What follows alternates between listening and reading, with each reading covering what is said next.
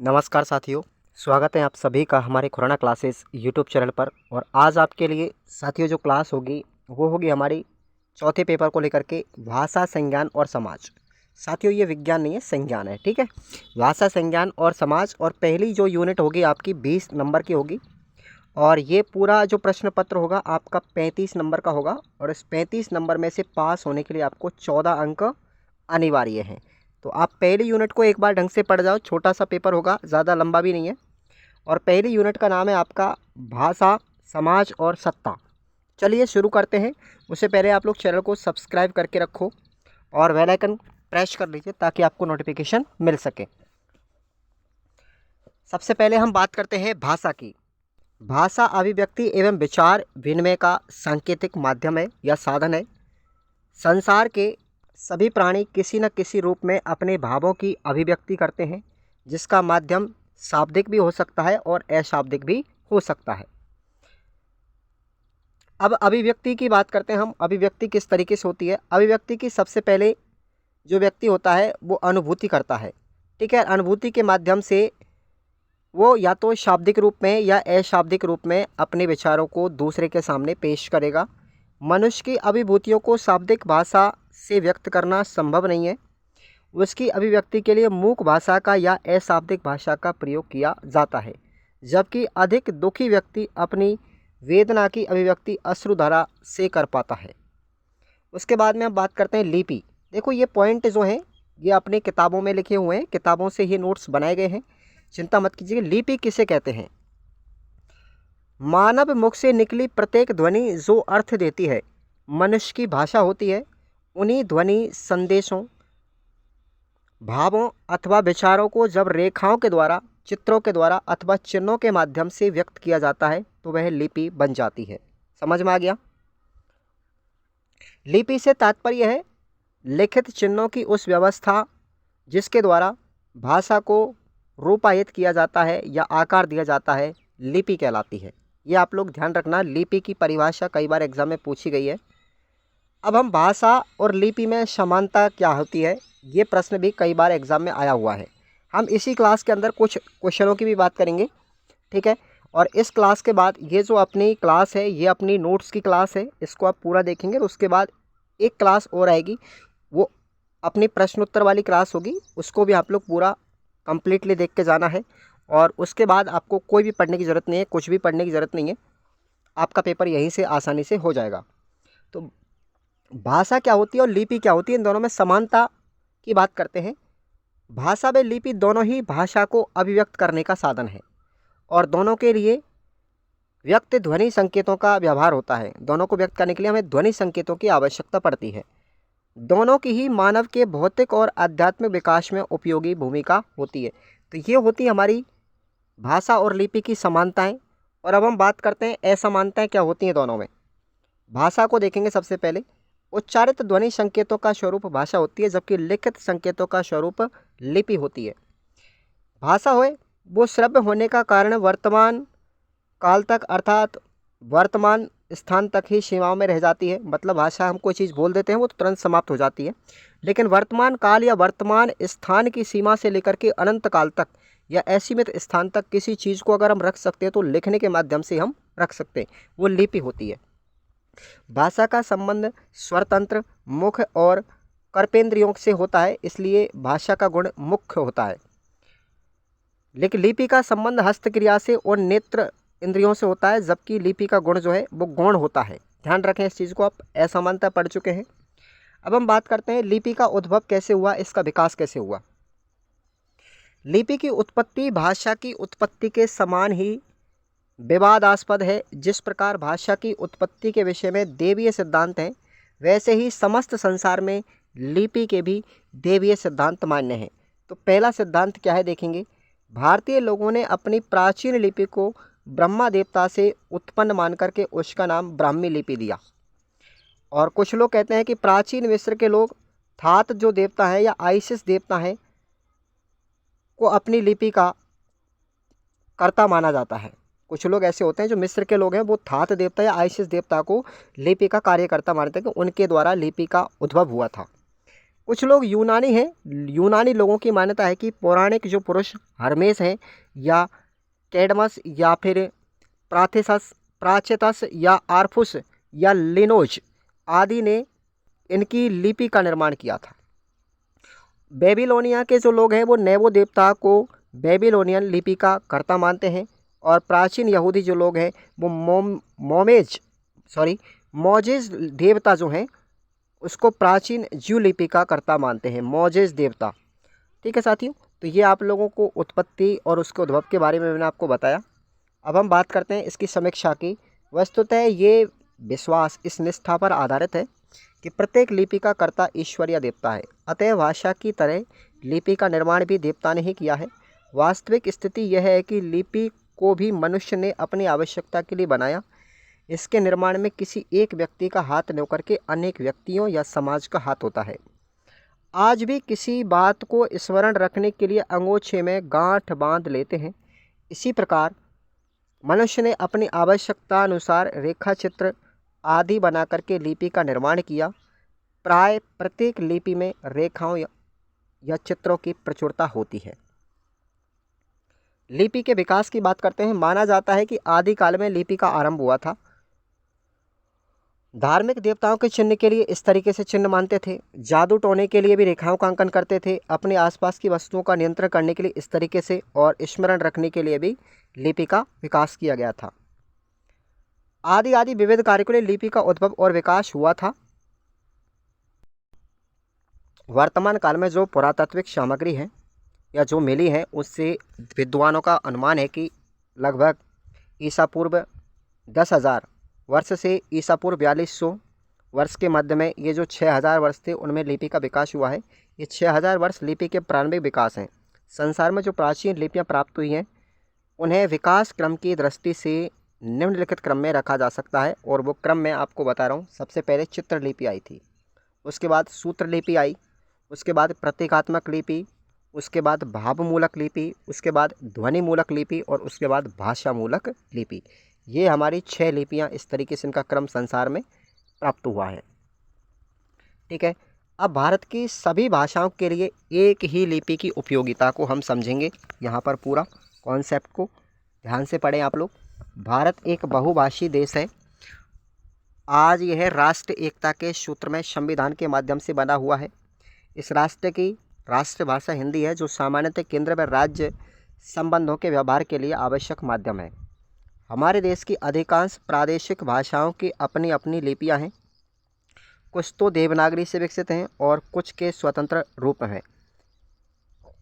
जिस प्रकार हमने आज़ादी के बाद हिंदी को राष्ट्रभाषा माना, उसे संपर्क का माध्यम भी स्वीकार किया, उसी प्रकार समस्त देश की भाषाओं के लिए यदि एक ही लिपि मुख्यतः देवनागरी लिपि स्वीकार मान ली जाए तो इससे न केवल एक सूत्रता में वृद्धि होगी बल्कि दूसरी भाषा को सीखने में भी सुविधा हो जाएगी। असल में दूसरी भाषा सीखने के लिए सबसे बड़ी बाधा हमारा लिपि का भेद होती है। यदि लिपि भेद हटा दिया जाए तो व्यापक भावात्मक एकता उत्पन्न हो जाएगी।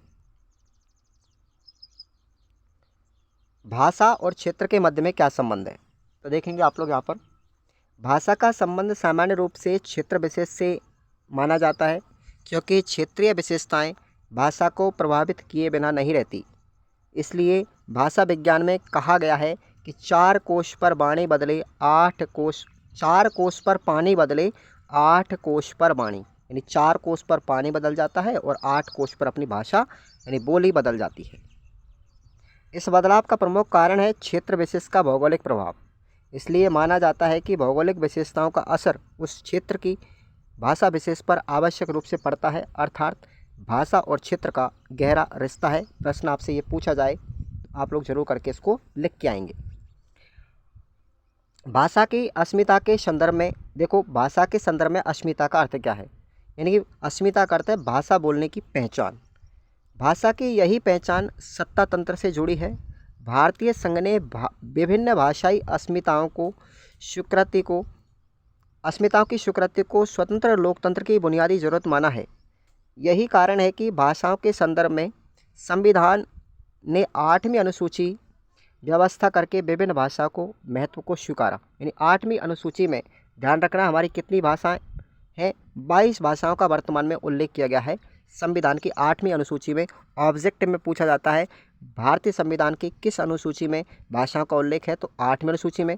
वर्तमान में कितनी भाषा हैं? 22 भाषा हैं। मूल संविधान में कितनी थी? 14 भाषाएं थी। मैं आपको मूल संविधान में 14 भाषाएं थी उनके नाम भी बताऊंगा, और उसके बाद जो 8 भाषाएं जुड़ी थी उनके नाम भी मैं आपको नीचे बताऊंगा।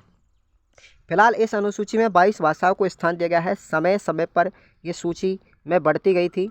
वर्तमान में राजस्थान के विभिन्न क्षेत्रों में यह मांग उठाई जा रही है कि राजस्थानी भाषा को भी 8वीं अनुसूची में शामिल किया जाए। यानी मानना है कि राजस्थानी भाषा को सांस्कृतिक अस्मिता भी स्वीकार किया जाए। अब वर्ग का तात्पर्य क्या है? देखो, वर्ग आपने तीसरे पेपर में मैक्स वेबर के बारे में पढ़ा था, यहाँ पर भी हम पढ़ेंगे। मैक्स वेबर का कहना है कि वर्ग का निर्धारण शक्ति और प्रतिष्ठा है। गिडेंस का मानना है कि वर्ग एक बृहत स्तर के लोगों का समूह है। यह प्रतिष्ठा, समूह की शक्ति व संपत्ति के उपयोग के आधार पर वर्ग बनते हैं, और वर्ग का यहाँ पर एक पिरामिड भी बनाया गया है। इस तरीके से आप लोग इस पिरामिड को देख सकते हैं। अब हमें लिपि की आवश्यकता क्यों महसूस हुई, इसकी बात करते हैं हम पहले। कि सबसे पहले सभ्यता का विकास, दूर स्थित लोगों से संपर्क करने के लिए और संदेशों का आदान प्रदान करने के लिए हमें लिपि की आवश्यकता पड़ी थी साथियों। सभ्यता के विकास के साथ साथ मनुष्य के लिए अपने अपने भावों और विचारों को स्थायित्व देना, दूर दूर स्थित लोगों से संपर्क बनाए रखने तथा संदेशों तथा भावनाओं का आदान प्रदान करने के लिए मौखिक भाषा के स्थान पर लिपि की आवश्यकता हमें महसूस हुई थी। लिपि भाषा को सुरक्षित रखने का साधन है। अब हम बात करते हैं मजदूर वर्ग और बुर्जुआ वर्ग में अंतर क्या है। मजदूर वर्ग व बुर्जुआ वर्ग ये दोनों किसी एक समाज के पूरे समूह का प्रतिनिधित्व करते हैं। सबसे पहले हम बोलते हैं मजदूर वर्ग यानी सर्वहारा वर्ग क्या है। जो लोग जीवन यापन के शारीरिक श्रम पर निर्भर होते हैं उन्हें मजदूर वर्ग कहा जाता है। मजदूर वर्ग भाषा का उपयोग शोषण को समझने और उसका मुकाबला करने के लिए कर सकता है, जबकि बुर्जुआ जो वर्ग है, जो लोग दूसरों के श्रम को खरीदते हैं और अपने हित में उसका उपयोग करते हैं, उनको हम बुर्जुआ वर्ग के लोग कहा जाता है। बुर्जुआ वर्ग का जो भाषा का प्रयोग है वो शोषण के सहज रूप में संभव बनाने के लिए उसका उपयोग करते हैं। आगे बात करते हैं हम लोकोक्ति क्या होते हैं साथियों, देखेंगे। वे कथन जो जन जीवन में दीर्घकालीन अनुभव के आधार पर किसी विशेष अर्थ व परिस्थिति में प्रयुक्त होते हैं उन्हें लोकोक्ति कहा जाता है। जैसे अंधों में काला राजा, अधजल गगरी झलकत जाए। मुहावरे क्या होते हैं उसको भी देखेंगे हम। मुहावरे क्या है? एक विशेष प्रकार का वाक्यांश जो लाक्षणिकता के आधार पर वाच्यार्थ से भिन्न अर्थ देता है, मुहावरा कहलाता है। जैसे नमक मिर्च लगाना, सिर चढ़ाना, ये मुहावरे हमारे। जेंडरीकरण क्या होता है? जीवन में जेंडर की पहचान जन्म होते ही जननांगों को देख करके की जाती है। इसी पहचान से पुरुष और स्त्री की भूमिकाएं समाज के द्वारा की जाती है। जन्म के समय ही लड़की और लड़कियों को अलग अलग रूप में ढालने की जो सामाजिक और सांस्कृतिक प्रक्रिया होती है उसे हम जेंडरीकरण कहा जाता है। अगली हमारी यूनिट आती है साथियों भाषा की प्रकृति और उसका स्वरूप। भाषा की प्रकृति और उसका स्वरूप कैसा है? सबसे पहले ये यूनिट हमारी 10 नंबर की साथियों सेकंड यूनिट है। भाषा का स्वरूप। हमें प्रतिदिन अपने जीवन में ऐसी परिस्थितियों का सामना करना पड़ता है जहाँ पर भिन्न भिन्न प्रकार की भाषा का प्रयोग होता है। किसी अवसर पर भाषा में व्याकरणिक तथा संरचना संबंधी सावधानी बरतनी पड़ती है, जबकि उसी पर व्याकरणिक नियमों में शिथिलता भी बढ़ती जाती है। भाषा का उपयोग साहित्यिक रचना में अलग अलग परिस्थितियों में उत्पन्न करने के लिए अथवा संदर्भ स्थिति की आवश्यकता के अनुसार अलग अलग तरीके से किया जाता है। यही भाषा का औपचारिक तथा अनौपचारिक रूप है। जहाँ भाषा में व्याकरण के नियमों का पालन किया गया हो, वाक्य संरचना व्याकरण के नियमों के अनुसार स्पष्ट की गई हो, स्पष्ट रूप से शब्दों का चयन हो, सटीक रूप में रखने के लिए सटीक होती हो, जहाँ मौखिक वार्तालाप होते हों तथा व्याकरणिक नियमों की स्वतंत्रता हो, वहाँ भाषा अनौपचारिक रूप लिए होती है। अब भाषा की औपचारिक स्थिति की हम बात करते हैं, देखेंगे। औपचारिक रूप से भाषा का प्रयोग दो तरह से किया जाता है, मौखिक रूप में और लिखित रूप में। साहित्यिक लेखन में भाषा का औपचारिक उपयोग होता है, वहाँ लेखन में क्रमबद्धता होती है।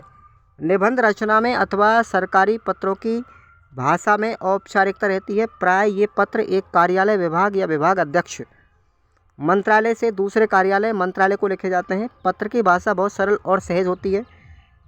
सटीक अर्थ प्रेषित करने के लिए प्रशासनिक शब्दावली का उपयोग किया जाता है। निबंध की भाषा में भी प्रभावशीलता होती है, क्रमबद्धता होती है। वहाँ भाषा लिखित स्वरूप में होती है और औपचारिक रूप में भी।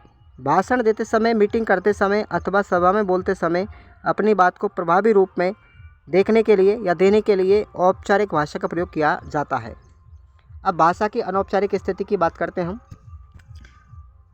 अनौपचारिक रूप में भाषा का दोनों तरह से उपयोग किया जाता है, मौखिक और लिखित रूप में। आमतौर पर दैनिक जीवन के वार्तालाप में हम भाषा के अनौपचारिक रूप का प्रयोग करते हैं।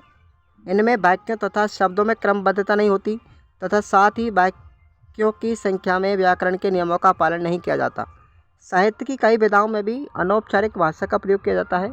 उदाहरण के लिए जैसे कहानी विधा को हम ले लें, यह निश्चित रूप में औपचारिक स्वरूप में होती है, लेकिन उसमें आए संवाद युक्त घटनाओं में पात्रों के वार्तालाप को जब प्रस्तुत किया जाता है तब वहाँ भाषा अनौपचारिक स्वरूप लिए होती है। लिखित व मौखिक भाषा क्या है? प्रारंभिक स्तर पर बालक परिवार के सदस्यों के साथ अनुकरण के आधार पर मौखिक भाषा सीखता है तथा विद्यालय में प्रवेश से पहले तक मौखिक भाषा में ही अपने विचारों का आदान प्रदान करता है। विद्यालय जाने के बाद वह धीरे धीरे किसी भी भाषा या मातृभाषा या द्वितीय भाषा की लिपि तथा ध्वनि का ज्ञान करता है। इसके बाद धीरे धीरे लिखित भाषा पर उसका अधिकार हो जाता है। लिखित भाषा पर अधिकार के बाद व्यक्ति अपनी पुस्तकों की सहायता से ज्ञान को भावी आवश्यकता के लिए सुरक्षित रखता है। मौखिक तथा लिखित भाषा में अंतर देखिए। मौखिक भाषा क्या होती है? मौखिक भाषा विचारों के आदान प्रदान, वाद विवाद, संवाद और भाषण की भाषा है। मौखिक भाषा अस्थायी होती है। किसने कहा है, क्या कहा है और किसका कोई ठोस प्रमाण नहीं होता। मौखिक भाषा में ऐसा नहीं किया जाता। अब देखिए साथियों, लिखित भाषा जो है, लिखित भाषा में हम कानों से सुने हुए विचारों को क्रमबद्ध या लिपिबद्ध कर सकते हैं, परंतु लिखित भाषा स्थायी होती है तथा कानून के द्वारा लिखित लेखों को मान्यता प्राप्त होती है। लिखित भाषा के माध्यम से एक युग की साहित्यिक, आर्थिक और सामाजिक तथा धार्मिक परंपरा को भावी पीढ़ी के लिए सुरक्षित रखा जा सकता है। साहित्य लिखित साहित्य व वैज्ञानिक उपलब्धियों को भी एक दूसरे देश माने ही पठन ज्ञान प्राप्त करते हैं। लिखित भाषा के उद्देश्य की बात करते हैं। वर्णों को ठीक और सुंदर बनावट लिखना सिखाना, सुंदर सुडौल लेख का अभ्यास करना, शुद्ध वर्तनी का ज्ञान करवाना और छात्रों को वाक्य रचना के नियमों से अवगत कराना, विराम चिन्हों का उचित प्रयोग करने की शिक्षा देना। मौखिक अभिव्यक्ति की बात करते हैं। मौखिक अभिव्यक्ति का महत्व क्या है? मौखिक अभिव्यक्ति बालक के व्यक्तित्व विकास की दृष्टि से अति आवश्यक है। मौखिक अभिव्यक्ति के द्वारा बालक को विचार अभिव्यक्ति के अनुसार अवसर प्राप्त हो जाते हैं तथा प्रकाशन का पूरा अवसर मिलता है। डॉसन ने मौखिक कार्य का महत्व बताते हुए लिखा है कि मौखिक कार्य भाषा की नींव तैयार कर देता है। मौखिक भाषा तथा लिखित भाषा के तुल्य अंग समान होते हैं। इसमें देखेंगे सरल के अधिगम की सरलता, अनुकरण व अभ्यास, कुशलता में सहायक, विचार व भाव व्यक्ति का अवसर, स्पष्टीकरण में सरलता, दृढ़ता में सहायक, भाषा कला में निपुणता, सजीवता में भाव प्रदर्शन, रुचि जागृत होना और आत्मानुभूति का निपुणता। अब हम बात करते हैं ध्वनि विज्ञान के साथियों। ध्वनि विज्ञान क्या है? वह विज्ञान जो ध्वनि विषयक स्वरूप, भेद, अंग, उच्चारण, अवयव व नियम आदि का वैज्ञानिक ढंग से अध्ययन करते हैं। इसकी 3 शाखाएं होती है: उच्चारण मूलक, श्रवण मूलक और ध्वनि मूलक। ठीक है। अब वर्ण और ध्वनि में अंतर क्या है? ए, आ आदि जो वागेंद्रियों के द्वारा व्यक्त होते हैं, ये ध्वनियाँ कहलाती है। इनको लिखित रूप में वर्ण कहते हैं। ठीक है। और इसको निम्न रूप में परिभाषित कर सकते हैं, जैसे वर्ण या अक्षर उस मूल ध्वनि को कहते हैं जो कान का विषय है, जिसका खंडन नहीं किया जा सकते। जबकि ध्वनि क्या है? वागेंद्रियों के द्वारा व्यक्त होते हैं, जैसे ए और आ आदि, ये ध्वनि कहलाती हैं। ठीक है। ध्वनि बोलने और सुनने में काम आती है। स्वर तथा व्यंजन सार्थक ध्वनियाँ होती हैं। इनके प्रयोग में परिवर्तन करने से शब्द के अर्थ में परिवर्तन आ जाता है। जब वाक्यों में आकांक्षा, सार्थकता और योग्यता का भाव हो, वो सार्थक वाक्य कहलाते हैं। अब हम बात करते हैं यूनिट नंबर 3। ठीक है, छोटी सी है साथियों ये।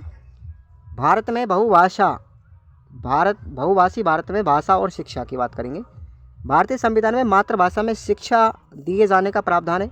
भारत में एक भी क्षेत्र ऐसा नहीं जहां भाषा के आधार पर अल्पसंख्यक समुदाय नहीं है। केंद्रीय शिक्षा सलाहकार बोर्ड, इसकी स्थापना 1938 में की गई थी। ठीक है, उसने सुझाव दिया था कि बच्चों की शिक्षा उनकी मातृभाषा में होनी चाहिए।